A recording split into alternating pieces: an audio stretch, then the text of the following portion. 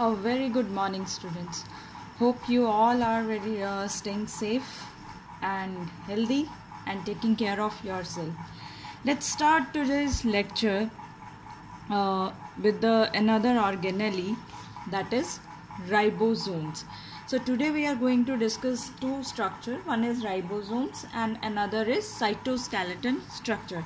So in this video I am going to explain you about the very important organelle which is known as the protein factory also, that is ribosomes.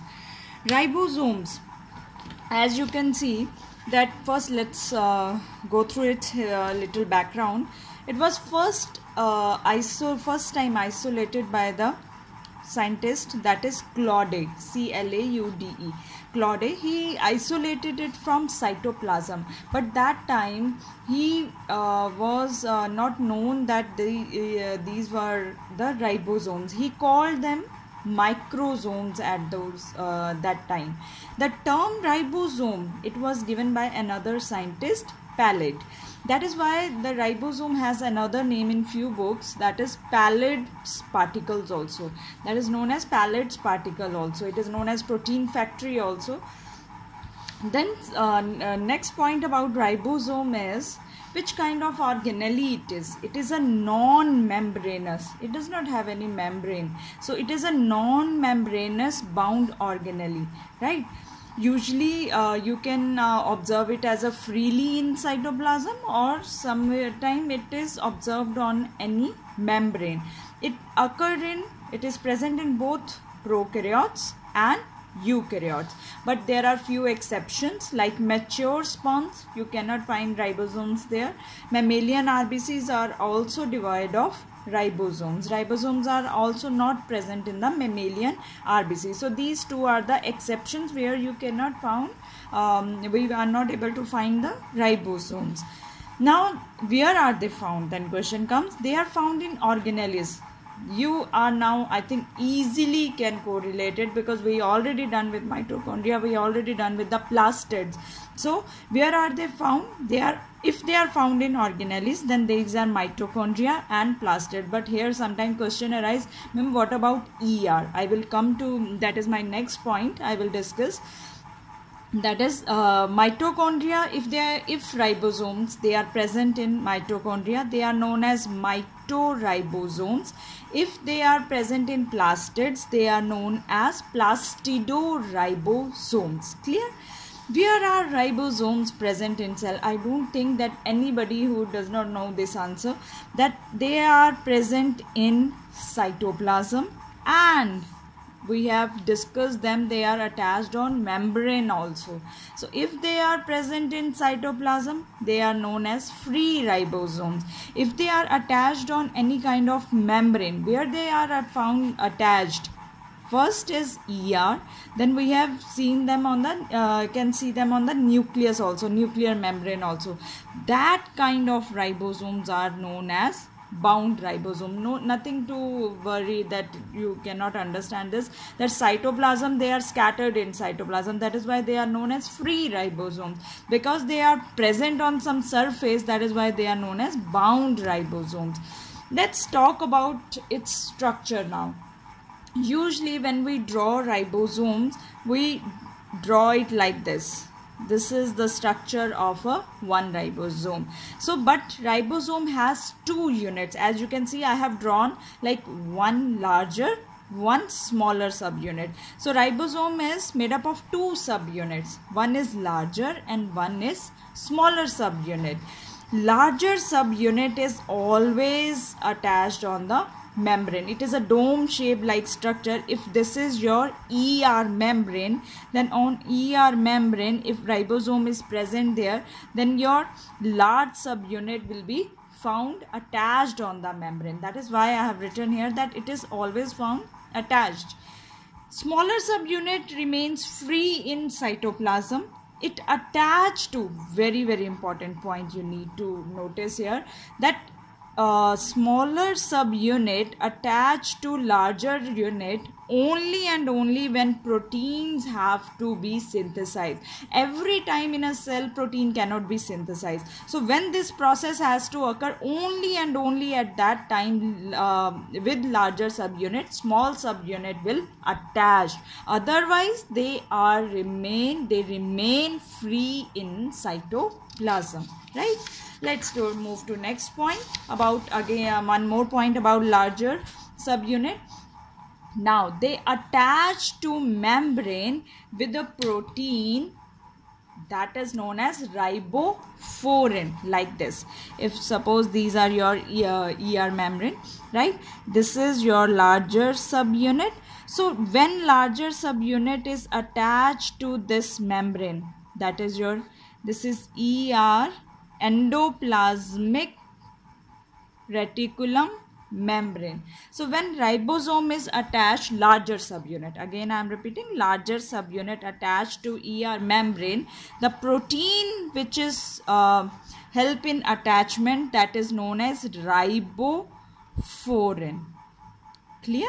And this subunit is larger subunit, and upon this unit there will be smaller. So this is larger subunit of ribosome. So through which protein it is attached? That is ribofourin.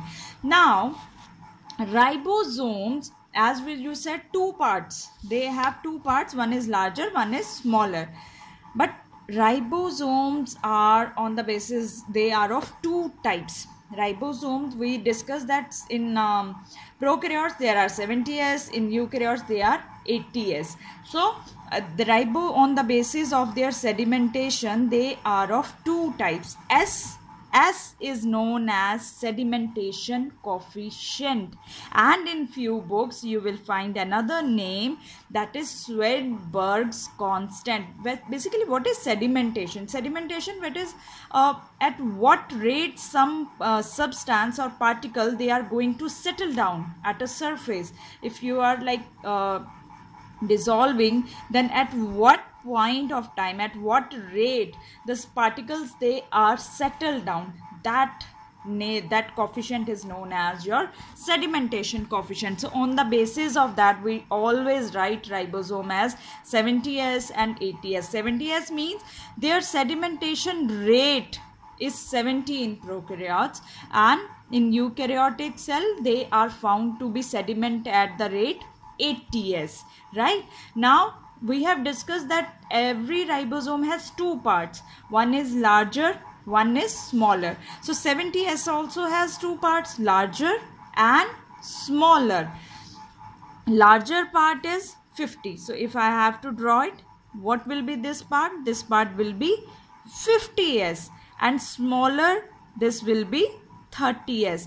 One point always remember, students, here, that they never just do addition, that ma'am 50 plus 30, it is not coming out 70. No, that is not like that. It means larger subunits settle down at 50 and smaller subunits settle down at 30 in case of 70S ribosome. And in 80S kind of ribosome, larger subunits settle down at 60 rate and smaller subunits settle down at 40. That is why and S is our sedimentation coefficient. That is why we are writing 60 and 40 in eukaryotes and 50 and 30 in prokaryotes. Where are other 70S we can see? Mitochondria and plastids. That is the difference between 70S and 80S, and that is the meaning of S here.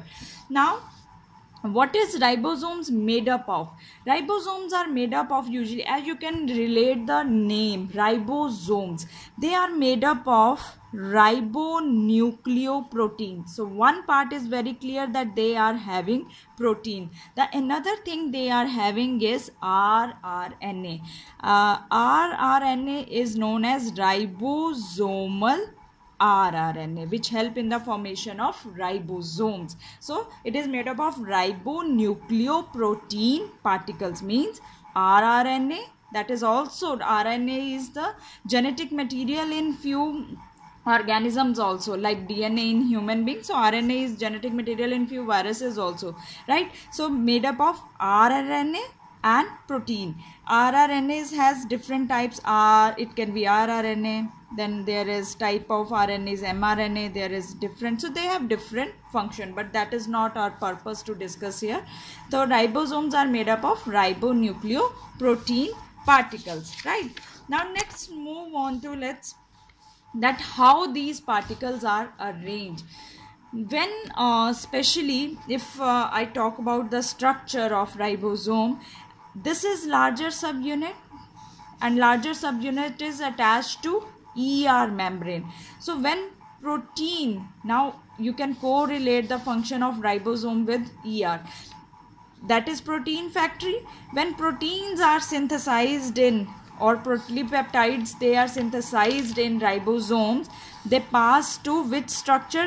What is present here? ER. They will pass to ER, and then ER help them in the transportation of proteins. You can go back to your notes and write and look at your function, what you have written in the function of ER, transportation of proteins also. So actually proteins are synthesized here in the ribosome. So now let's talk about the structure of ribosomes. See, this is our larger subunit. This subunit is known as larger subunit. Now I'm drawing always 2 or 3 times I have drawn this line. This line is known as tunnel, right? And now in your few books there are given sometimes 2 sites or 3 sites. There are 3 sites I will mention here: A site, P site, and this area is known as E site. Site is what? Site is a protein which help in specific reaction to occur at the time of protein synthesis. What is A site? A is known as acceptor. Acceptor, I think you can relate that. Acceptor means we are going to accept something, right? Or they are known as amino acyl site, right? And P is known as donor or peptidal site. Means that protein, it helps in peptide or protein formation. So main protein formation, that process occurs in P site. What is E site? When protein formation is done, mRNA exit site, bahar nikal jana, exit from the E site, accepted by A, formation by P, exit by E site. Then if protein synthesis has started, then the smaller subunit will bind here. Smaller subunit has little kind of invagination here. This portion where mRNA will present. So this portion is that area where mRNA get attached. So that is why this is known as mRNA binding site. This is known as mRNA binding site, and this is our smaller subunit, and this is larger subunit, right? And what is the role of mRNA? mRNA, the information, which kind of protein? Insulin is a protein. There are various kinds of proteins. So information for protein synthesis, which kind of protein has to be synthesized, that comes from only and only mRNA. So where mRNA going to bind? mRNA binds here. After that, whole process of protein synthesis start. So that is the structure of ribosome, where protein synthesis actually occurs, right? Normally smaller, and I already told you that normally smaller and larger subunit, they remain separate. When they join like this, only when proteins have to be synthesized. If we have to talk about the functions of ribosome, the main function of ribosome, already you know, that is the protein synthesis. Proteins are synthesized and it is composed of, that is two things, that is ribonucleic acid, means your RNA, plus it is made up of proteins that help in the formation of protein synthesis. That is why it is also known as the protein factory in a cell, because of its structure. So that is all about the ribosome. In next video I will discuss the cytoskeleton structure.